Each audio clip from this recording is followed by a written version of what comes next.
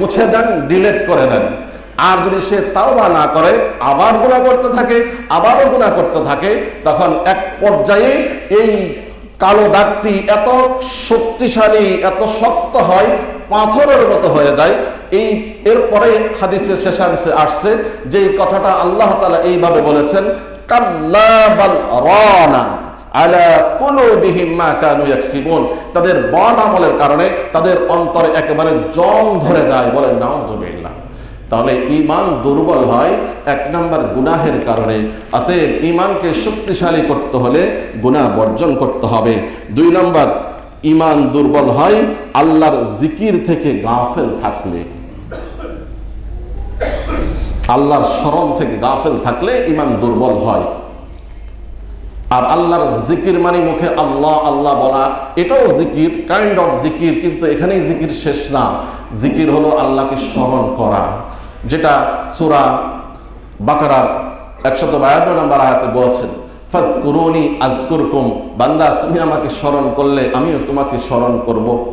যেটার ব্যাখ্যা হাদিসে এইভাবে আসছে, এই যে আমরা এখানে আল্লাহ তাআলাকে স্মরণ করছি, আল্লাহ তাআলা আরশে আজিমে থেকে বলেন, ফেরেশতারা দেখো 10 নং সেক্টর কেন্দ্রীয় মসজিদে আমাকে স্মরণ করছে, আর আমিও তাদেরকে স্মরণ করলাম। সুবহানাল্লাহ। আপনি সম্মানিত, আপনি মাশাআল্লাহ একজন ভালো গেস্ট হিসেবে কোথাও সম্মানিত হয়েছেন, সেখানে গিয়েও যদি আপনি আল্লাহকে স্মরণ করেন, তাহলে আল্লাহ তাআলাও আপনাকে কি করবেন? স্মরণ করবেন। আপনি অনেক পছন্দের খাবার সামনে নিয়ে বসছেন, সেই সময়ও যদি আল্লাহ তাআলাকে স্মরণ করেন, তা আল্লাহ তাআলাও আপনাকে কি করবেন? স্মরণ করবেন। অতএব মানুষের ঈমান দুর্বল হয় যদি মানুষ আল্লাহর জিকির থেকে গাফেল হয়। ওয়া ইয়াশু আন যিকরির রহমান নুকাইয়িদ লাহু শাইতানান ফাহুয়া লাহু কারিন, সূরা যুখরুফের 36 নম্বর আয়াত। সূরা যুখরুফের 36 নম্বর আয়াতে আল্লাহ তাআলা বলেন, যেই ব্যক্তি জিকির থেকে গাফেল হয়ে যায়, ওই ব্যক্তির জন্য আল্লাহ তাআলা অতিরিক্ত একজন শয়তান নিযুক্ত করে দেন, যেই শয়তান সবসময় তার বন্ধু হয়ে তাকে আল্লাহ তাআলা থেকে আরো দূরে সরিয়ে দেয়। বলেন নাউযুবিল্লাহ। অন্য হাদিসে আসছে যে শয়তান মানুষের কাছে ঘেঁষতে চেষ্টা করে, মানুষের সাথে মিশতে চেষ্টা করে। যখন বান্দা জিকির করে তখন শয়তান দৌড় দিয়ে চলে যায়, আর বান্দা যখন আবার জিকির থেকে গাফেল হয় তো শয়তান এসে আবার তাকে জড়িয়ে ধরার চেষ্টা করে। এই জন্য বেশি বেশি জিকির করতে হবে। 3 নম্বর পয়েন্ট, কোরআনের সাথে সম্পর্ক যার খারাপ, তার ঈমান হ্রাস পেতে থাকে। কোরআনের সাথে সম্পর্ক খারাপ। সূরা ফুরকানের 30 নম্বর আয়াত আল্লাহ তাআলা বলেন, وقال الرسول يا رب إن قوم اتخذوا هذا القرآن مهجورا। যেই রাসূল তায়েফের ময়দানে মর্মান্তিকভাবে আক্রান্ত হওয়ার পরেও উম্মতের জন্য বদদুআ করেন নাই। মালাকুল জাবালাইন 2 ফেরেশতা আসার পরে শুধু অনুমতি চেয়েছিল, আপনি বললেই এদেরকে শেষ করে দিব, তবুও রহমাতুল লিল আলামিন বদদুআ করেন নাই, দোয়া করছেন হেদায়েতের। সেই রাসূল পর্যন্ত এই কোরআনকে ছাড়া যারা বর্জন করে, কোরআনের সাথে সম্পর্ক যাদের নাই, তাদের ব্যাপারে আল্লাহ তাআলার কাছে এইভাবে ফরিয়াদ করছেন এবং করবেন। وقال الرسول يا ربي إن قومي اتخذوا هذا القرآن مهجورا। হে প্রভু, আমার উম্মত, আমার সম্প্রদায় এই কোরআনকে অ্যাভয়েড করেছে, বাদ দিয়েছে, কোরআন বর্জন করে সংসার চালিয়েছে, কোরআনকে বাদ দিয়ে তারা সমাজ কায়েম করেছে, কোরআনকে বাদ দিয়ে রাষ্ট্র পরিচালনা করেছে, কোরআনকে বাদ দিয়ে সব কিছু করেছে। এবার আপনি কি করবেন এটা আপনি বুঝেন। নাউযুবিল্লাহ। অতএব কোরআনের সাথে সম্পর্ক যদি আমাদের দুর্বল হয় তো ঈমানও দুর্বল হয়ে যাবে। 4 নম্বর পয়েন্ট হলো হারাম উপার্জন এবং হারাম দৃষ্টি। একটু ভালো করে খেয়াল করি, হারাম উপার্জন, আমার উপার্জন যদি হারাম মিশ্রিত হয় ঈমান দুর্বল হইতেই থাকবে। আর হারাম দৃষ্টি, এই চোখ যদি হেফাজত না করি, চোখ যদি অপাত্রে চলে যায়, ঈমান হ্রাস পেতে থাকবে। আল্লাহ তাআলা বলেন, ইয়ালামু খাইনাতাল আয়ুনি ওয়া মা তুখফিস সুদুর, সূরা গাফির আয়াত নাম্বার 19, যে আল্লাহ তাআলা কে কে চোখের খেয়ানত করে, চোখ দিয়ে আল্লাহর নিয়ামত দেখতে দিয়েছেন, কিছু দেখলে সওয়াব, আর কিছু দেখলে গুনাহ। কে সওয়াবেরটা না দেখে গুনাহটা দেখেন, এটা যিনি জানেন তিনি কে? আল্লাহ। কোরআনুল কারীম শুধু আপনি কোরআনে যে আরবি লেখা এটা যদি দেখেও থাকেন তাতেও সওয়াব, বলেন সুবহানাল্লাহ। খানায়ে কাবার দিকে শুধু দেখে থাকলেও কি সওয়াব। কোন কোন হাদিসে আসছে আল্লাহর প্রকৃত বন্ধু যারা হক্কানি রব্বানি আলেম তাদের দিকে দেখলেও সওয়াব, বলেন সুবহানাল্লাহ। আর হারাম উপার্জন এটা যে ঈমানকে হ্রাস করে তার প্রমাণ সেই মুসলিম শরীফের হাদিস 1015 নম্বর হাদিস। একজন লোক লম্বা সফর করে এসে ইয়া আল্লাহ করে দোয়া করছে, আল্লাহ তাআলা তার দোয়া কবুল করেননি। অতএব বোঝা গেল হারাম উপার্জনে ঈমান দুর্বল হয়। 5 নাম্বার হলো দুনিয়ার মোহ এবং আখিরাতকে ভুলে যাওয়া। দুনিয়ার মোহ এবং আখিরাতকে ভুলে গেলে ওই ঈমান দুর্বল হয়ে যাবে। আল্লাহ তাআলা সূরা আলা 16 নম্বর আয়াতে বলেন, বাল তুসিরুনাল হায়াতাদ দুনিয়া ওয়াল আখিরাতু খায়রুন ওয়া আবকা। খুবই সংক্ষেপে আমি পয়েন্টগুলো টাচ করে যাচ্ছি। 6 নম্বর পয়েন্ট হলো খারাপ সঙ্গ। বলে হুজুর এটা কেমনে বর্জন করব? এটা তো দীর্ঘদিনের দোস্ত আর বন্ধু, এটা তো সম্ভব না। সহিহ হাদিস আল্লাহ রাসূল বলছেন, আবু দাউদের 4833 নম্বর হাদিস, আল মারউ আলা দীন খলিলিহি। মানুষ তার বন্ধুর ধর্মের উপরে কাল কিয়ামতের দিন উঠবে।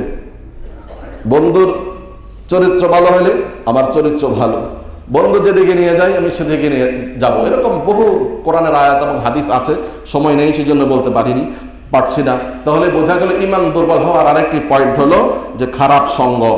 7 নাম্বার ঈমান দুর্বল হওয়ার আরেকটি পয়েন্ট হলো ফরজ ইবাদতে গাফলতি করা, ফরজ ইবাদতে অনীহা প্রকাশ করা।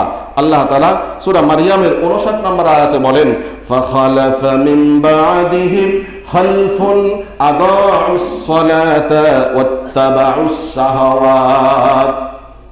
যে কিছু মানুষ তারা তাদের শাহওয়াতের পেছনে পড়েছে, তারা তাদের নফসের পেছনে পড়েছে, তারা তাদের প্রবৃত্তির পেছনে পড়ে আদাউস সালাতা, সালাতকে ধ্বংস করে দিয়েছে। ইদাআতুন শব্দের অর্থ হলো ডেস্ট্রয় করে দেওয়া, ধ্বংস করে দেওয়া। সালাতকে ধ্বংস করছে কি অর্থ?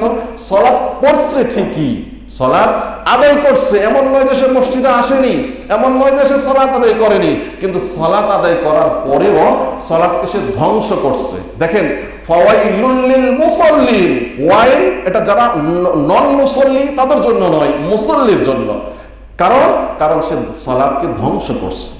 তাহলে অমুখাবেক্ষী অর্থাৎ অমনোযোগিতার সহিত গাফলতের সহিত যদি সালাত আদায় করা হয়, এটা কেমন যেন সালাতকে ধ্বংস করা।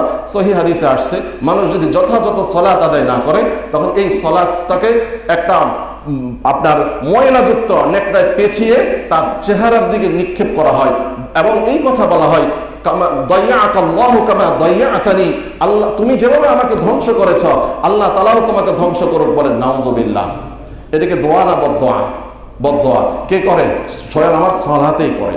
তো কোরআনুল কারীমের সূরা মারইয়ামের এই 59 নম্বর আয়াত বলে, যারা ফরজ ইবাদতে গাফলতি করে তাদের এইভাবে ঈমান হ্রাস পায়। সম্মানিত ভাইরা, এই যে যারা সালাত আদায় করে এটার গাফলতি, এখানে কয়েকটা ব্যাখ্যা আছে।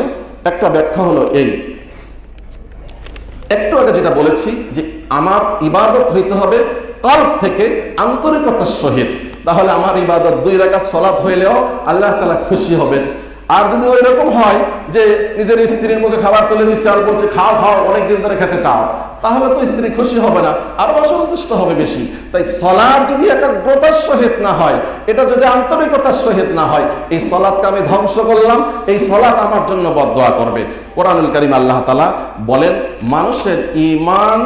মানুষের ঈমান এটা যে আপনার ধ্বংস হয় এর 2টি মূল কারণ। একটা হলো মানুষের নফসের প্রবৃত্তির অনুসরণ করে, আরেকটা হলো মানুষ শয়তানের অনুসরণ করে। মানুষ যে শয়তানের অনুসরণ করে সেটা আল্লাহ তাআলা এইভাবে বলছেন যে ক্বালা ফাবিমা আগওয়াইতানি লা aqudanna লাহুম সিরাতাকাল মুস্তাকিম। যে মানুষের এই ঈমান থেকে মানুষকে দূরে সরিয়ে দেয় 2টি শত্রু। একটা শত্রু হলো যে নফস, আরেকটা হলো শয়তান। শয়তান যে আমাদের শত্রু এতে কোনো সন্দেহ আছে? ইন্না শায়তানা লিল ইনসানি আদুউম মুবিন। আর শয়তান আল্লাহ তাআলা থেকে অনুমতি নিয়েছেন। সূরা আরাফের আপনার 16-17 নম্বর আয়াতের মধ্যে সে চ্যালেঞ্জ করছে, লা aqudanna lahum siraতাল মুস্তাকিম, আমি সিরাতে মুস্তাকিমে বসে ওদেরকে ডিস্টার্ব করব। এগুলো শয়তান আমাদের ঈমানকে হরণ করার অপচেষ্টা করে। আমাদের ঈমান নষ্ট হয় আরেকটা কারণে, নফসের অনুসরণ করার কারণে। যেমন আল্লাহ তাআলা কোরআনুল কারীমের মধ্যে সূরা কসাসের 50 নম্বর আয়াত এইভাবে বলেন, ওয়ামান আযাল্লু মিম্মান ইত্তাবা'a হাওয়াহু বিগাইরি হুদাম মিনাল্লাহ ইন্নাল্লাহা লা ইয়াহদিল কওমাজ জালিমিন। খুব ভালো করে বুঝেন, ওয়ামান আযাল্লু, ওই ব্যক্তির থেকে পথভ্রষ্ট, সবচেয়ে খারাপ পথভ্রষ্ট ব্যক্তি আর কে হতে পারে? মিম্মান ইত্তাবা'a হাওয়াহু, যে তার নফসের অনুসরণ করলো, বেগাইরে হুদাম মিনাল্লাহ, আল্লাহর বাতানো পদ্ধতি বাদ দিয়ে যে ব্যক্তি এই কাজ করলো সে জালেম হয়ে গেল। ইন্নাল্লাহা লা ইয়াহদিল কওমাজ জালিমিন। সূরা জাসিয়ার 23 নম্বর আয়াত আল্লাহ বলেন, আফারাআইতা মান ইত্তাখাযা ইলাহু হাওয়াহু, হে নবী আপনি কি জানেন না ওই ব্যক্তির ব্যাপারে যে তার ইলাহ বানিয়ে ফেলেছে তার নফসকে। নফস যেমন বলে সেরকম কাজ সে করে। নফস বলে যখন মসজিদ থেকে ঘুরে আসি তো মসজিদ থেকে ঘুরে আসলো, নফস বলে এখন ক্লাব থেকে ঘুরে আসি তো ক্লাব থেকে ঘুরে আসলো। তাহলে সে প্রকৃতপক্ষে আল্লাহর ইবাদত করে নাই, সে ইবাদত করছে কার? নফসের। কোরআনের কথা, সূরা জাসিয়া আয়াত নাম্বার 23, বাসায় গিয়ে ভালো করে দেখবেন। সম্মানিত ভাইরা, আমি 10 পর্যন্ত আলোচনা করার ইচ্ছা করেছি, আরো 2 মিনিট বেড়ে গেছে। যাই হোক, তাহলে আজকে আমি ঈমান কিভাবে দুর্বল হয় এই পয়েন্টে 6টি পয়েন্ট উল্লেখ করলাম। হয়তো সামনে কোনো এক সময় ঈমান কিভাবে স্ট্রং হয়, শক্তিশালী হয়, মজবুত হয়, সেই বিষয়ে কথা বলবো। যে 7টা বিষয় বলছি এটা বর্জন করলেই ঈমান স্ট্রং হয়। এছাড়াও আরো কিছু পদ্ধতি আছে। সম্মানিত ভাইয়ারা, পরিশেষে এসে আপনাদেরকে বলছি যে আল্লাহ তাআলা কি পরিমাণ ভালোবাসেন আমাদেরকে আপনারা খুব ভালো করে জানেন। তো আমরাও আল্লাহ তাআলাকে ভালোবাসতে হবে। সামান্য ভালোবেসে আমি ভালোবেসে 2 রাকাত সালাত যদি ইখলাসের সহিত আল্লাহ তাআলাকে উপহার দিতে পারি তাহলে সেটা অনেক কিছু হবে। আমরা আপনাদের শুকরিয়া আদায় করছি। আমাদের সভাপতি সাহেব একটু পরে আপনাদের কৃতজ্ঞতা প্রকাশ করবেন। গত সপ্তাহে আমরা চেয়েছিলাম নিস্তলার জন্য। আরেকটা জিনিস শুনে আপনাদের ভালো লাগবে, সভাপতি সাহেব বলছেন যে আমাদের এই কার্পেট কিন্তু অলরেডি গত সোমবারেই চলে আসছে। এত তাড়াতাড়ি আসার কারণ কি? কারণ বর্তমানে অর্ডার দিলে 3 মাস পর্যন্ত আর তারা অর্ডার নিচ্ছে না। ওনারা নিজ থেকেই যে যদি কোনো টাকা পয়সা উঠলো না হলে আমরা নিজেরাই ব্যবস্থা করব, এইরকম আস্থা নিয়ে অলরেডি তাদের সাথে কথাবার্তা বলে অর্ডার দিয়ে দিয়েছে, যার কারণে আমরা এই অল্প সময়ের মধ্যে পেয়ে গেছি। তো যখন যেখানে আমাদের আশা ছিল যদি মুসল্লিরা যদি সমর্থন নাও করেন এটা দিয়ে দিবেন, সেই জায়গায় আপনারা এই পরিমাণ সমর্থন করেছেন। আমরা চেয়েছিলাম 14 লাখ, হয়ে গেছে প্রায় 25 লাখ প্লাস। বলেন সুবহানাল্লাহ। এখন এই জন্য নিস্তালা সহ দোতলা পুরাটা কার্পেট ব্যবস্থা করা হচ্ছে। আল্লাহ তাআলা আপনাদের উত্তম জাযা দান করুন দুনিয়া এবং আখিরাতে। আমিন। ওয়া আখিরু দাওয়ানা আলহামদুলিল্লাহি রাব্বিল আলামিন। যারা সুন্নাত আদায় করেননি মেহেরবানি করে সুন্নাত আদায় করে নেন।